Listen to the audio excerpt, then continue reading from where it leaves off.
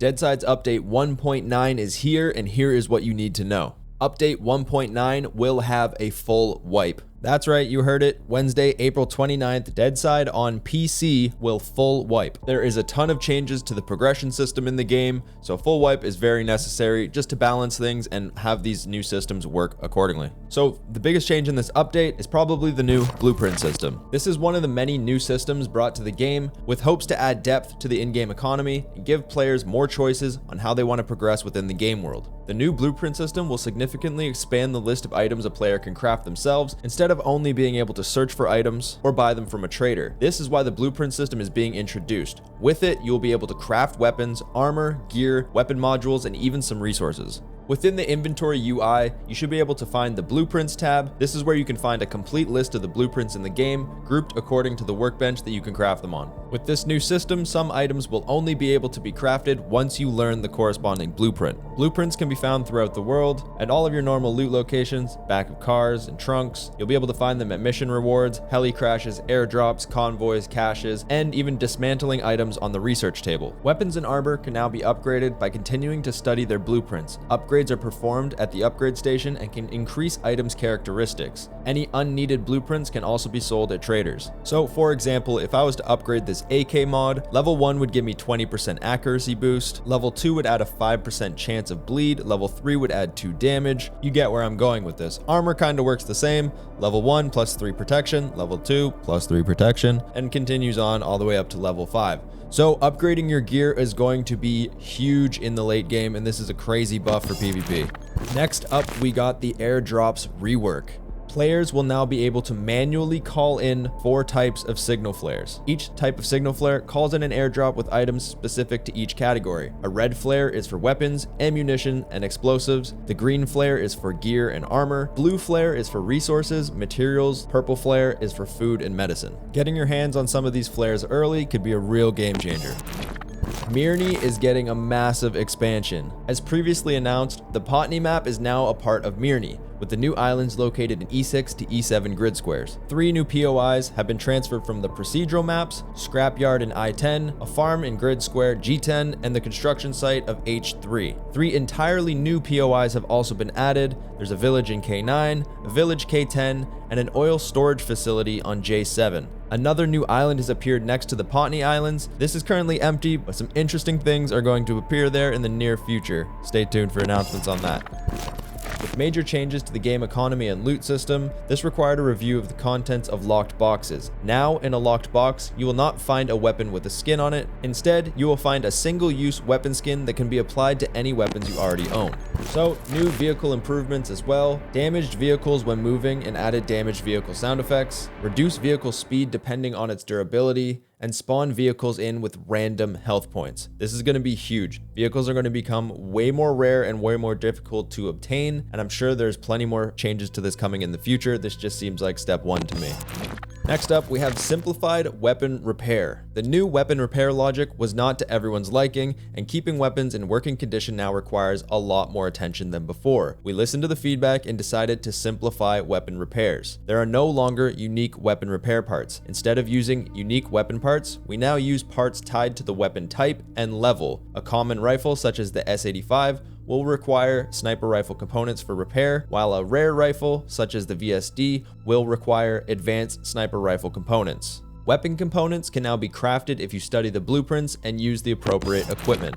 Comfort items and base decor for 1.9. At your request, we have added a new type of wall with a doorway shifted to the side. This will make building doors in combination with stairs way more convenient. New base modules such as the fireplace, in addition to decorating your base, will allow you to cook food more efficiently than other methods. New decorative items for your base, such as a set of 4 masks that can be hung on the wall, can now be crafted into wearable masks if you learn the corresponding blueprints.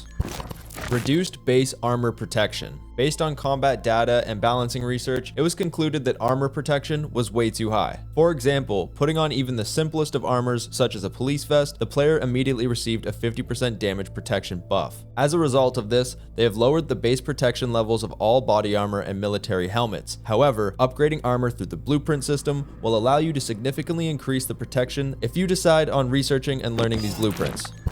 Crafting expansion and changes. The introduction of the blueprint system has opened up the possibility of crafting a large number of new items, as well as opportunities for their improvement. This required the introduction of new equipment. The CNC machine, research table, and upgrade station have all been added for this reason. The CNC machine has been created for the most complex items to be manufactured. The research table is used to obtain blueprints from a finished item. So if you want to fast track your way to finding blueprints or learn an item faster, you can pop it in the research bench and bam, it's a blueprint. The upgrade bench is pretty self-explanatory. This is where you upgrade stuff. As base development becomes an increasingly important process, we strive to make all base mechanics equally significant and demanding of all the players' attention. This led to minor changes in the operation of some equipment, such as the wood planer, which now yields 2 boards per processing cycle, and the cooking time for food on a campfire and grill has been increased, with the grill cooking much faster. Trader updates. Traders can now offer something for those who don't know what to do with their money. You can now buy cases with random goods of various categories from traders. If you're the gambling type and you have money to spare, try your luck. Many high-end weapons and gear are no longer for sale at traders. Loot updates. With the introduction of new mechanics and a large number of changes to the game economy, this required significant changes to the loot.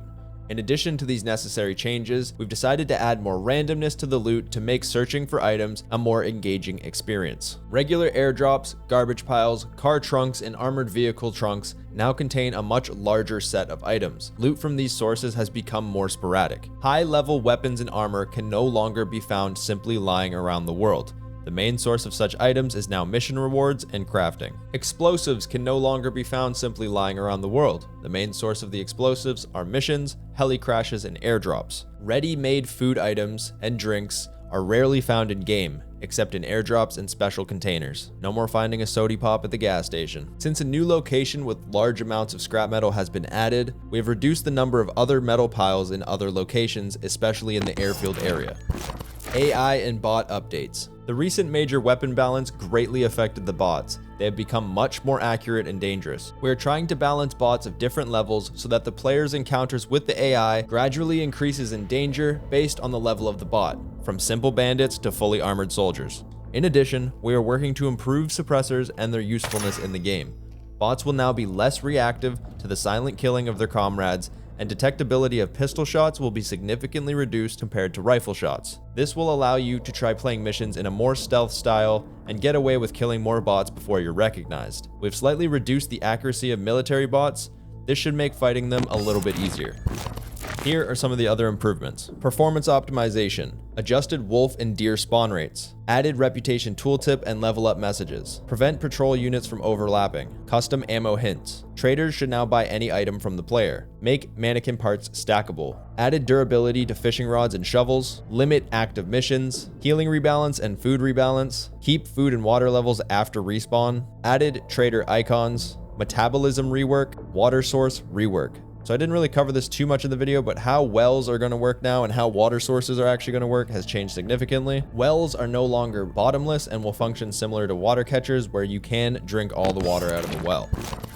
Lastly, we got a couple bug fixes. Fixed airdrops sometimes getting stuck in the air. Disable the collision of sleeping bags. Players can no longer block ladders with a sleeping bag. Food disappearing from cooking processors during processing when the output slots are full. Fixed door placement blocked by walls. So this is when you're trying to place a double door and there's a raised foundation or a wall there and it won't let you put the door down, similar to a single door. Inventory actions being interrupted when a campfire is open. Animal spawn rates rebalanced. Reduced encounter spawn chance based on location of significance. So this is just a little rework to how things are spawning in. All in all, good fixes, good changes.